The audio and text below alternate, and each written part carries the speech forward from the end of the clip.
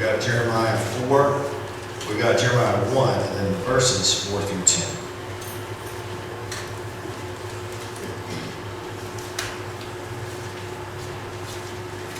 And I encourage you, if you have a favorite Bible at home, a version that you really like, bring that. It's okay to bring that. You don't have to bring it. Nobody, including myself, will say, shame on you for not bringing your Bible. But if you do want to bring your Bibles. And some of us like to write in our Bibles. And that's okay. That's okay to write in the Bible. Just don't write it this way, because then you'll get in trouble. All right. Now the word of the Lord came to me, Jeremiah, saying, before I formed you in the womb, I knew you. And before you were born, I consecrated you. I appointed you as a prophet to the nations. And then I said, Lord God, truly I don't know how to speak. I'm only a boy. The Lord said to me, do not say, I am only a boy. For you shall go to all to whom I send you, and you shall speak whatever I command you. Do not be afraid of them, for I am with you. I am with you to deliver you, says the Lord. The Lord put out his hands and touched my mouth, and the Lord said to me, now I have put my words into your mouth. See, today I appoint you over nations and over kingdoms, to pluck up and to pull down, to destroy and to overflow, and to build and to plant. And then our second one is over in the New Testament, the fourth book and the fourth gospel about Jesus, which is John, chapter 13, 34 and 35.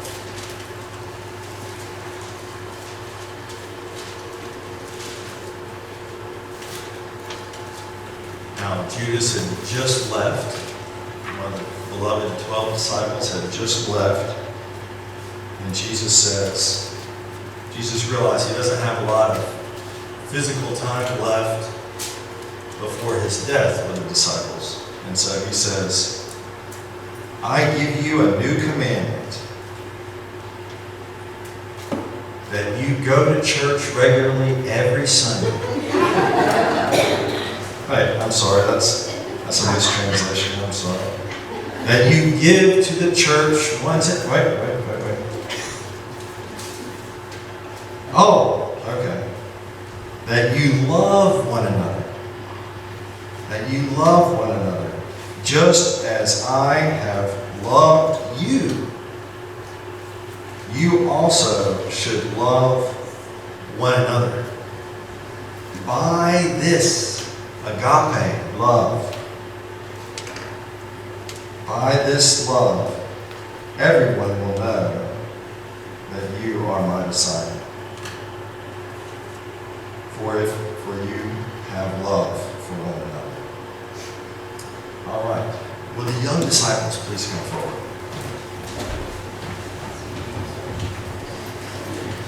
If that's what we're feeling,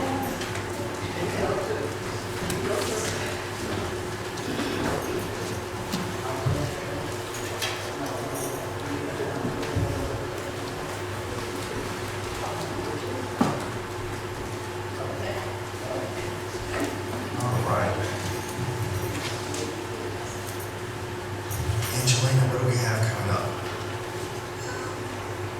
Are you getting ready to start something? What?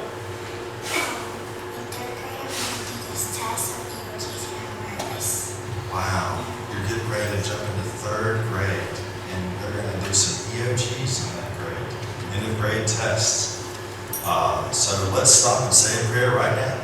Holy God, we ask for your help with Angelina and all her classmates, all third graders all over the nation and in every nation that has these things, that they can feel your peace and that they can remember all the wonderful things that they've been taught, and that they can do their best, and that they can know that they are good learners, and with a little bit of help and some good patience with themselves and hard work, they can do whatever you want us to do. We can learn a whole lot and do well on tests. In your name we pray. Amen. So we got school coming up. We got school. And we're trying to acknowledge that with a special thing called blessing the backpacks. Because you're going to be taking this backpack to school probably every single day of school this year.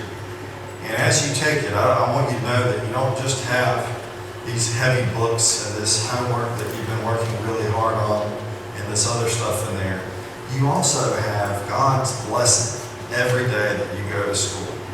And so we got 3 charms that you can choose from, 3 little reminders. We have a silver cross, we have a gold cross, and then we have a little circle that has a heart on it, and on the back says love.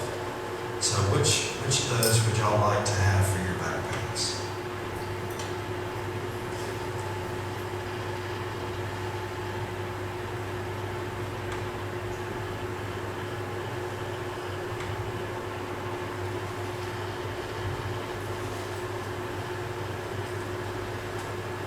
All right, so you have them all.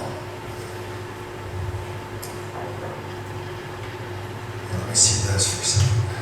Got that one. All right. We're all going to be blessing their backpacks. So what I want y'all to do is just hold up your hands to show a little bit of a blessing on these as I walk these around. And God is going to help go through you and channel your love and channel your prayer. And these are just a reminder of your prayers and your love, which is indicative of God's love and God's presence with us. And so these are going to be yours to put on your backpacks just as a sign to remember how much you are loved by God and how much God is with you every single day, whether it's a wonderful day, that might help remind you to thank God for if it was a wonderful day. And if it's a hard day, like the day before EOGs, and you're saying, oh, this is a hard day, to remember that God's with us on those hard and difficult days too. All right, we got a special blessing here that people are going to help me with, and y'all have a part in this too.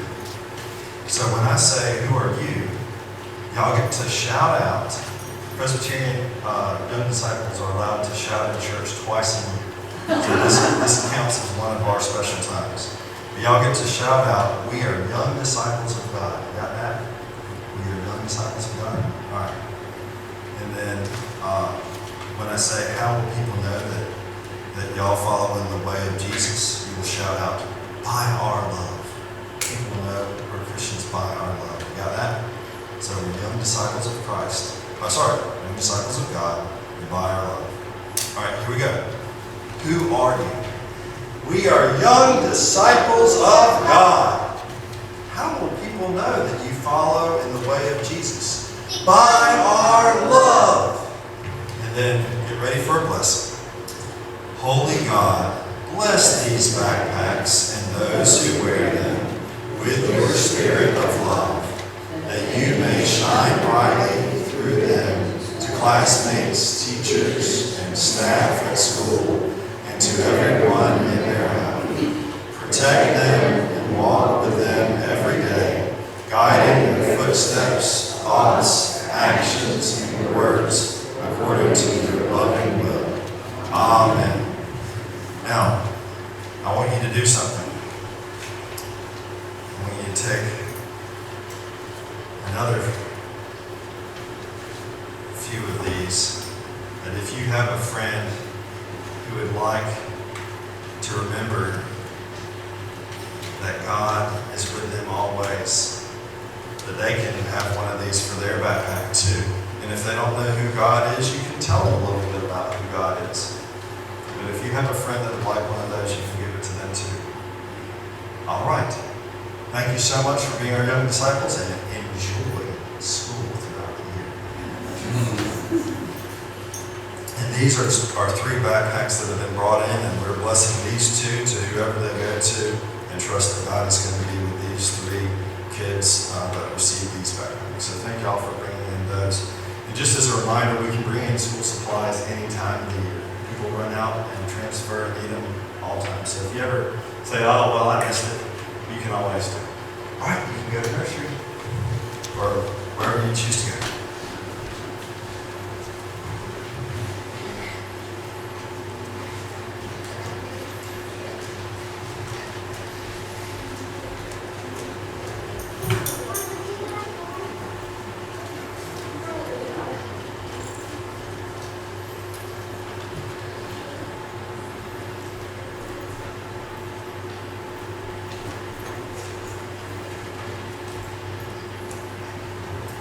The sermon is titled, The Right Age for Being Loved. And I want us to reflect on the question, what age do we matter the most as Christians? Now, before you come up with some sort of a theologically correct answer or some sort of a well-thought, well-articulated right answer, think about, in most Presbyterian churches, what tends to be the unspoken message. What age do we matter as Christians, do you think? Whatever age we are? Whatever age we are? What are some ways that we see that played out in different churches? How do we show value to people of different ages? Confirmation. People that are typically in Presbyterian churches around grade 6 or 7 might go through a time when they really get to learn about their faith and publicly affirm their faith, like every good Baptist does, and have that chance of owning that faith and proclaiming it themselves. So we show that they have a very big part here. What other ages do we highlight and show value of in our churches? I was baptized when I was 11. Yeah, baptized at 11. And so some churches really highlight the fact that you can be baptized and become a full member at any age you decide. In fact, we Presbyterians try to push that blessing on down to very young infants and say that even young infants, before they can say gaga goo goo, are already loved and valued by God. And if they're in the household of believing people, that they're going to be brought up and nurtured in that faith, that God has chosen them before we can choose God. But we also then give them that chance later as they reach the teenage years to own it for themselves. What other ages do we show value to, and how?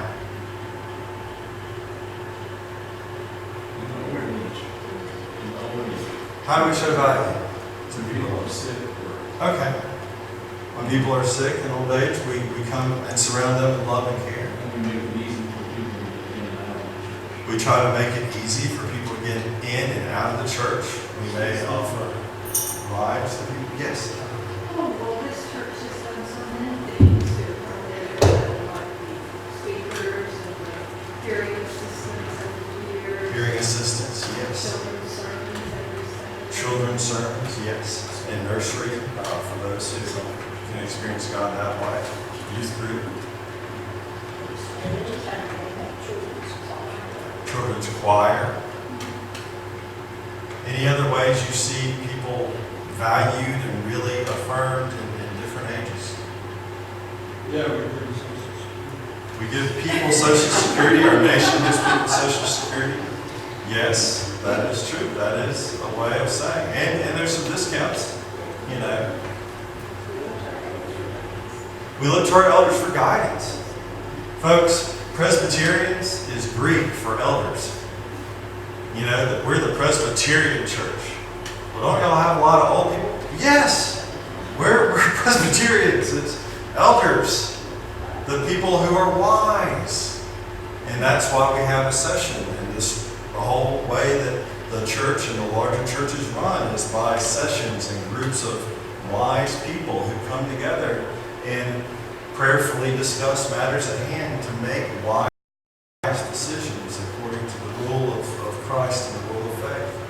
So yes, we treat elders with respect by guide us with their life experience and their fruits of their long practices of prayer and Bible knowledge and all that. Any other ways we value people that you want to say? We do have a service coming up before one that recognizes people who participate in teaching. Okay. Recognizing people who have been teaching and putting in hard service and that's yes, the van, absolutely, and Lee and Jose and Don give that van around to people and pick people up, and what we're doing when we say that, and those little signs out there in the parking, we're trying to say, look, we really care that you make an extra effort to come here to worship, and we want you to have a good experience. So we're already doing a lot of good things, and we have the chance to continuously evaluate that and do even more things to help young people that are up in their years, and everybody in between, to help show them that they matter. What about the Bible? Does the Bible show that God can work through young people? Is there any instance y'all can think of? Suffer the little children to come unto me.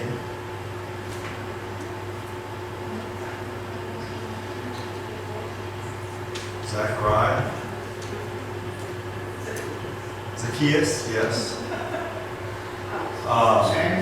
Samuel was young. And look, there was an older priest who had 2 kids who were old enough to start taking on the priestly duties. And Jesus basically said, I need this other person to really begin to take on the priestly work I have for Israel. David. Here we are anointing a second king over Israel. And we see this great example, someone who works out every day and can bench press all of us together. And then God says, no.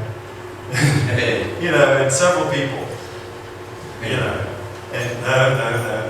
Well, what about the little runt herding sheep?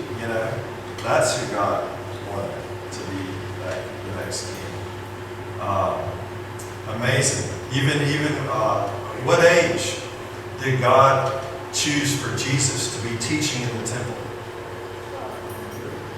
He didn't mind him sneaking away when he was just a little guy, being lost from his family, giving Joseph even more white hair, and then they realized, what are you doing teaching here? But God had it in mind for Jesus to be starting aspects of that ministry at a very young age. What about old people? Does God use old people in the Bible? Are there any old people in the Bible? Who? Sarah? Close to 100. How about the guy that they saw in the temple when he raised his hands and said, now I've seen the glory of God, Yes. now I can die in peace. Absolutely. I can't remember his name though. Yeah. I don't know if his name was Zechariah or if it was another name. And then there's a woman as well. There was 2 people who had sat by that temple gate for decades and had finally seen that, and we have their words of acclamation in our Bible. The one I want that we don't mention enough, anybody named their kid Caleb? Caleb is quite a character. It says point blank, well, I was 40 years old when God took Moses up and was telling him the 10 Commandments, and we wandered in the desert for at least 45 years. But I tell you what, you ready to retake that land? I'm ready to go. 85 and 95 years old. He's ready to go and charge, and he did. Caleb led some of the most successful battles in the book of Joshua, and he's 85 plus at least doing that. And so he's just running out there. It's awesome. So don't believe me. Believe the Bible. Because that's what it says. And that's why we had that beautiful passage from Isaiah about, it doesn't matter how young or old you are. Young people, I have seen every once in a while, they do give out. But those who believe the Lord will rise up and get that second, third, and 18th wind and be able to do whatever God calls us to do. Well, then we have that passage from John about how we are commanded to love people, and that's how we'll know. And how we'll know we're Christians if we're loving people in all ages. But what does love have to do with age and time? Has anybody read the book called The 5 Love Languages? Anybody? It's really great. All these young couples that come for marital counseling, most of them have read that book before they ever get to me. And it's a neat way. The author says, we all show love in slightly different ways. Some of us need a background. We really feel love by touch.